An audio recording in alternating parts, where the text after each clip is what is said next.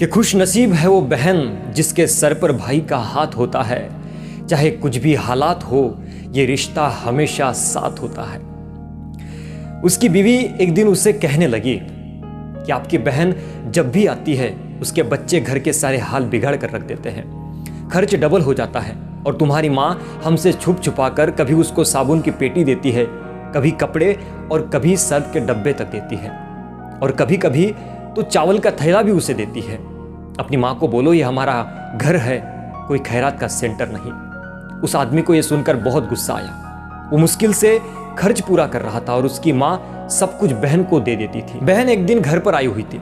उसके बेटे ने टीवी का रिमोट तोड़ दिया था। वो माँ से गुस्से में कह रहा था कि माँ बहन को बोलो कि यहाँ सिर्फ रक्षाबंधन पर आया करे बस, और ये जो आप साबुन सर्फ और चावल का थैला भरकर उसे देती है ना, उसको आज ही बंद कर दो। माँ चुप रही, लेकिन बहन ने उसकी सारी बातें सुन ली थी। बहन कुछ नहीं बोली। 4 बज रहे थे। बच्चों को तैयार किया और कहने लगी कि भाई मुझे सिर्फ बस स्टॉप तक छोड़ दो।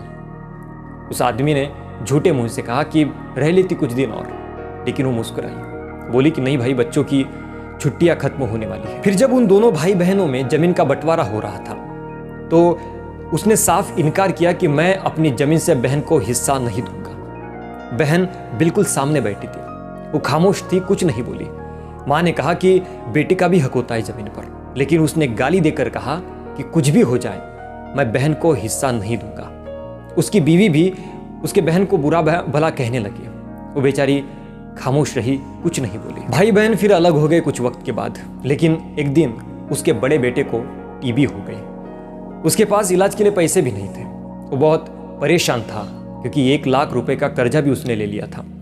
अपने कमरे में वो खामोश बैठा था, अकेला बैठकर अपने हालातों पर रो रहा था। उस वक्त उसकी वही बहन घर पर आई। वो मन में सोच रहा था कि ये मनहूस क्यों घर पर आ रही है। उसने बीवी को कहा कि कुछ तैयार करो बहन के लिए। तो उसकी बीवी पास आई और बोली कि कोई ज़रूरत नहीं है उसके लिए कुछ पकाने की।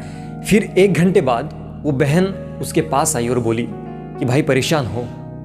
बहन ने उसके सर पर हाथ फेरा और कहा कि बड़ी बहन हो तुम्हारी, अब देखो मुझसे भी तुम बड़े लगते हो। फिर उसके करीब जाकर अपने पर्स से सोने की कंगन उसने निकाले और उसके हाथ में रख दिए और आहिस्ता से बोली कि पागल, तू ऐसे ही परेशान होता रहे, ये कंगन बेचकर अपने बेटे का इलाज करवा देना। कि बहन का प्यार किसी दुआ से कम नहीं होता।